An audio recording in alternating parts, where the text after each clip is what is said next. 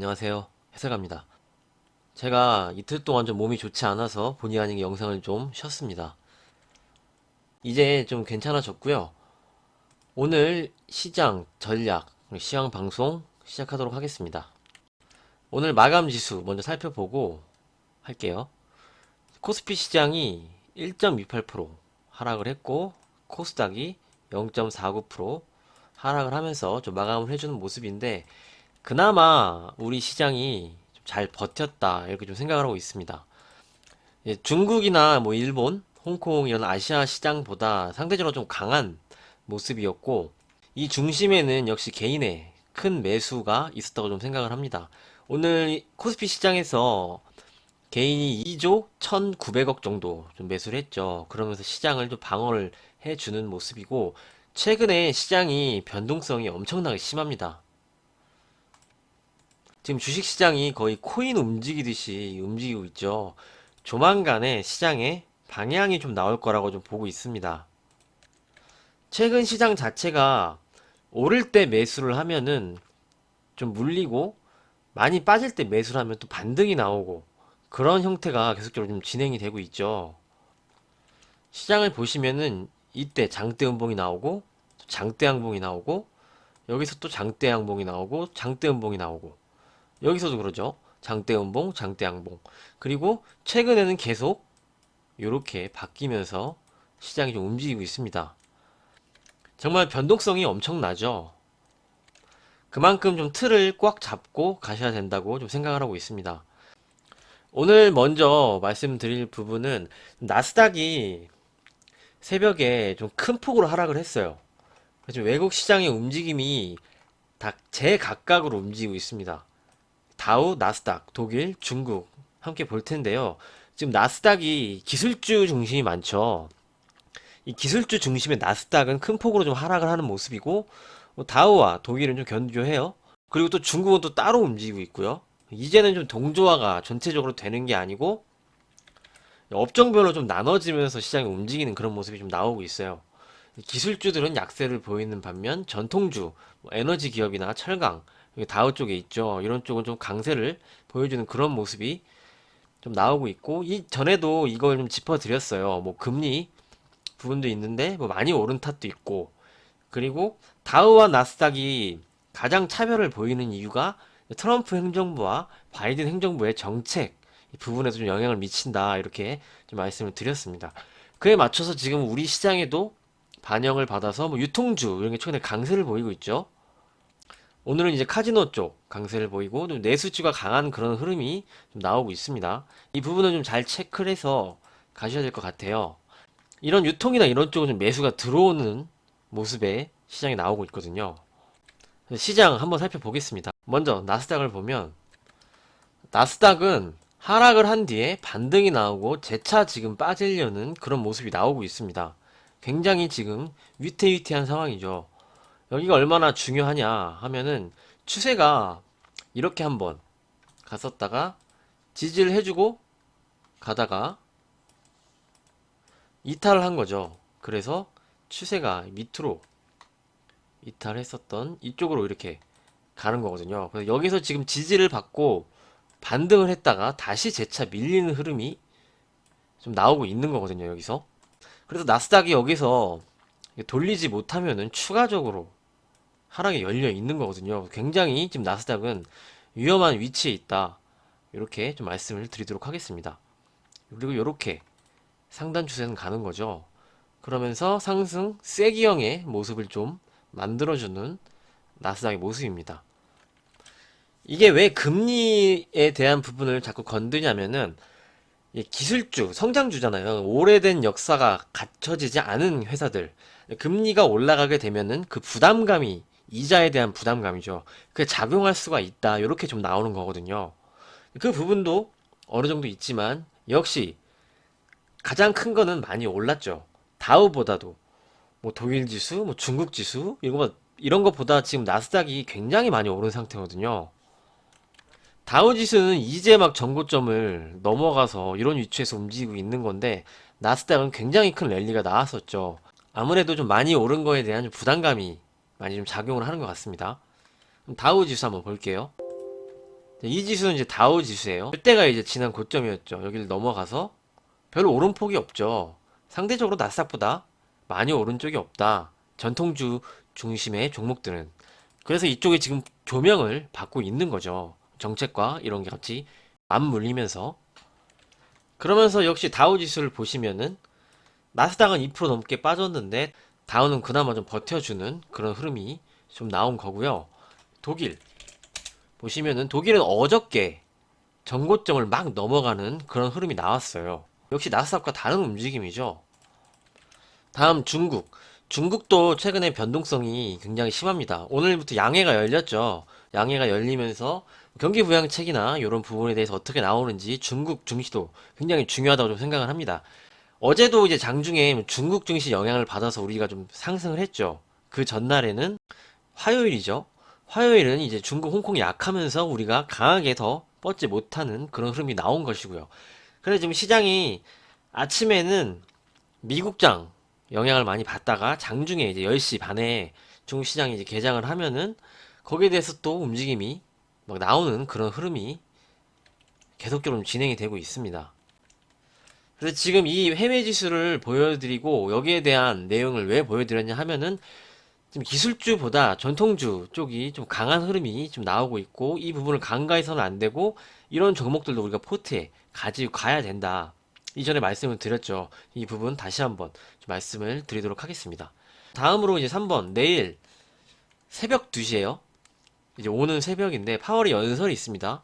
WSJ 컨퍼런스 초청을 받아서 연설을 하게 되는데 아무래도 이 부분 좀 다시 한번 좀 반복적으로 여태까지 해왔던 뭐 금리 인상 당분간 하지 않을 거고 뭐 인플레이션을 2% 용인을 할 것이고 이런 부분이 좀 반복적으로 좀 나올 것으로 좀 생각을 하고 있습니다.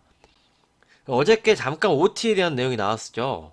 오퍼레이션 트위스트라고 장기 채권을 사주는 건데 단기 채권을 팔고 장기 채권 사주는 그런 프로그램인데 아무래도 지금 격차가 좀 벌어져 있기 때문에 그 흐름으로 장기 채권 금리가 올라가는 걸 좀 막겠다 이런 부분인데 이렇게 되면 단기 채권 금리가 올라갑니다. 결국에는 이제 제 개인적인 생각으로는 큰 효과는 없을 거라고 좀 생각을 하고 이 정책을 사용하기 굉장히 힘들어요. 그래서 하나의 그냥 서비스로 한번 나왔던 게 아닌가 이렇게 생각을 합니다. 그래서 이 부분이 오퍼레이션 트위스트가 구체화되면은 자세히 이 부분에 좀 설명을 드리도록 하고요. 지금은 이 부분에 대해서는 별로 큰 시장에 영향을 미치는 내용이 아니라고 좀 생각을 합니다. 이렇게 말씀을 드리고요. 그래서 이 내용에 따라서 미국 시장이 다시 한번 좀 움직일 수가 있겠는데 반복적인 내용이 나오면은 크게 영향을 미치지는 않을 거라고 좀 생각을 합니다. 그냥 또 한 번의 실망감 이런 정도죠. 이렇게 보시면 되겠고 다음으로는 4번, 5번 함께 말씀을 드려야 되는데 다음 주는 우리 시장 만기일이 있어요. 쿼드러플 위칭 데이가 있기 때문에 선물 옵션 포지션이 중요하겠죠. 다음 주 목요일에 있습니다. 근데 지금 선물 규모가 더 커서 선물에도 중점을 해서 좀 봐야 되는 게 맞다. 이렇게 좀 생각을 하고 이제 16일, 17일에는 FOMC 회의가 있습니다. 전 세계가 주목을 하고 있죠. 그래서 만기일이 좀 지나고 FOMC 회의가 가까워지면서 시장은 좀 방향이 나올 것으로 좀 생각을 합니다. 그때까지는 좀 적극적으로 하지 않는 것을 좀 권해드리고 싶은 입장이에요. 지금은 좀 관망을 하고 시장을 보셔야 되는 게 맞다. 지표들이 뭐 이전에는 한 방향으로 다 갔지만 지금은 다 뒤죽박죽 돼 있고 좋은 지표만 있는 게 아닙니다. 안 좋은 지표들도 많이 있어요. 그렇기 때문에 시장을 예측해서 내가 공격적으로 무조건 오른다 이렇게 생각을 하기보다는 좀 관망을 하고 수익을 주는 쪽은 좀 챙겨주기도 하면서 뭐 어느 정도 현금 좀 가져가면서 가시는 것을 권해드리는 그런 입장입니다. 좀 FOMC 회의 이쯤이 시장이 좀 전환이 되는 그런 시점이 아닐까 좀 생각을 하고 있습니다. 그러면 이제 결론 시장 전략 말씀드리면서 선물 포지션부터 수급 함께 보면서 설명드리도록 하겠습니다. 먼저 우리 시장 차트 한번 볼게요. 차트가 삼각수렴 말씀드렸었죠. 여기서 이렇게 올라오는 삼각수렴에서 상단선, 하단선 지금 밑쪽으로 움직이고 있는 거죠. 이탈을 해놓고 움직이고 있고 여기서 굉장한 큰 변동성이 좀 나오고 있는 흐름인데 오늘 수급을 보시면은 개인이 굉장히 많이 샀습니다. 양시장에서. 기관이 그대로 팔았죠. 외국인도 팔고 연기금도 계속적인 매도가 나오고 있습니다. 선물에서는 어제는 외국인이 좀 사주다가 다시 매도로 전환이 됐고 베이시스도 지금 백어데이션으로 좋지 않은 상황입니다. 옵션 시장에서는 양매수를 하는 흐름이고 이 기관의 매수는 해지라고 말씀을 드렸죠. 현물과 다르게 움직이면은 해지입니다.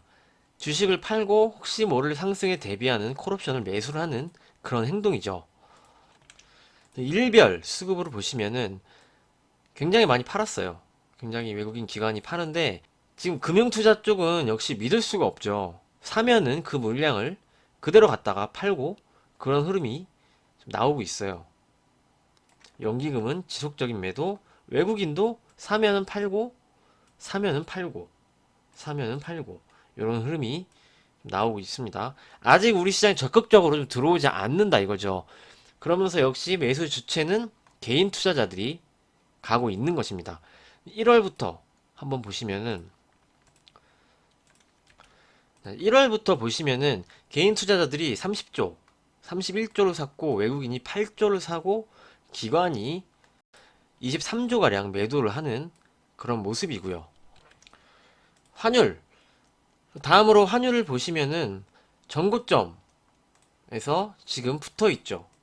언제든지 좀 돌파를 하려고 좀 각을 세우고 있는데 환율이 돌파를 해서 상승 쪽으로 가게 되면은 그러면은 우리 시장에 좀 안 좋은 영향을 미칠 수가 있습니다. 환율 흐름 꼭 체크를 하셔야 됩니다. 굉장히 지금 위태위태한 위치에 환율이 와 있죠.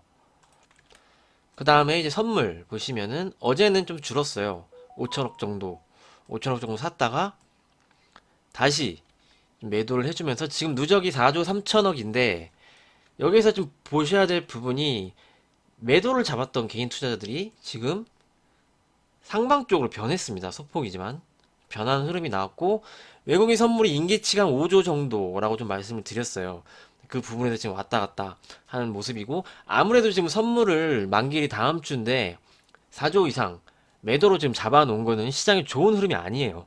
그렇죠. 누가 봐도 좋은 흐름이 아닙니다. 시장이 좀 좋은 쪽만 있는 것은 아니다. 이렇게 좀 말씀을 드리도록 하겠습니다. 그래서 이제 결론으로 시장에 대해서 말씀을 드리면은 상승세는요, 끝나지 않았다고 생각을 합니다. 여기가 이제 대고점이 나와서 여기서부터 이제 빠지나? 이렇게 보지는 않아요. 왜냐면은 계속적인 좀 부양책이 진행이 될 것이고, 테이퍼링에 대한 부분은 뭐 빨라봐야 올해 말이나 내년 초가 아닐까요? 당분간은 그런 계획이 없다. 이렇게 연준에서 계속적으로 좀 얘기를 하고 있기 때문에 부양책은 저 지속이 될 수가 있어요.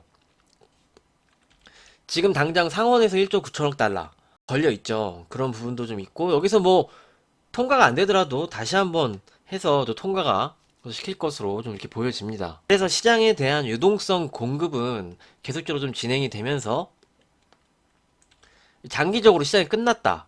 이렇게 보지는 않는데 지금 그 상승 구간에 단기 파동에 지금 우리가 들어와 있는 거죠. 고점을 한번 강하게 친 상황에서 지금 기간 조정을 받고 있는 겁니다. 아직 방향이 나오지 않은 상태죠. 방향이 나오지 않은 상태고 계속적인 변동성이 크다는 것은 조만간 시장이 방향을 보여줄 거라는 거예요. 근데 여기서 위쪽으로 안 갈 수도 있겠죠. 위쪽으로 안 가고 밑으로 빠졌다가 올라갈 수도 있는 이 위험 부담이 있는 거거든요. 지금 뭐 환율도 그렇고 선물 부분도 그렇고. 그래서 이 부분 때문에 좀 조심하고 경계를 해서 방향이 나온 뒤에 적극적으로 하시는 건 그때 하시는 게 이제 구독자님들 자산을 좀 지키는 방안이 아닌가 이렇게 생각을 하고 있는 겁니다. 여기서 이렇게 바로 방향을 틀어주면 이제 좋은 거죠. 좋은 건데 그렇게 되기에는 뭐 수급면이나 뭐 외국인 기관이 막 사주고 뭐 선물을 사주거나 뭐 환율이 뭐 하향 안정세가 됐거나 기업들의 실적이 계속적으로 뭐 좋거나 경기가 좋거나 이런 흐름이 아니잖아요 지금. 그리고 지금 나스닥은 금리가 올라가는 소리만 들려도 발작을 해요. 그렇죠. 그렇기 때문에 이렇게 좀 보시는 지혜가 필요하지 않나 좀 생각을 하고 있습니다. 그리고 이제 다음 주 목요일 일주일 남았어요. 만기일도 있죠. 만기일 앞둔 시점에 너무 적극적으로 하실 필요는 좀 없다고 좀 생각을 합니다. 그래서 이제 만기일도 좀 보시고 여유 있게 좀 지켜보셨으면 좋겠습니다.